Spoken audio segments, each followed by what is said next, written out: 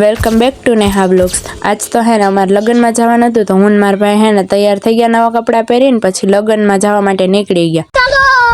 પછી તો જ્યાં લગ્ન હતા ત્યાં પૂગી ગયા ને તો ગેટ હે ને મારા મામા આવી ગયા કે હાલ મારા ભાણેજો આવી ગયા હું એને લેતો આવું। ઘર ભેગું થાને ભાઈ કેમ છો? मजे मजे अभी मैं गाली नहीं दे सकता। नहीं गाली नहीं देना। अब फैमिली देखती है वरना मैं ऐसे પછી લગ્નના ગેટમાં અંદર આવીને તો મેં જોયું કે એટલા બધા ફોટા કેમ લગાડ્યા છે પણ વીઆઈપી માણસોનું ડેકોરેશન છે ફોટો તો હોય જ। અહીંયા એટલા બધા મહેમાન હતા ને પણ મને એમાં વરાજો ક્યાંય દેખાતો જ નતો। પછી થોડીક વાર થયો ને તો બધા ફોટા પડાવવા આવી ગયા। જો વીઆઈપી લોકો છે ને કઈક આવી રીતે ફોટા પડાવતા હોય।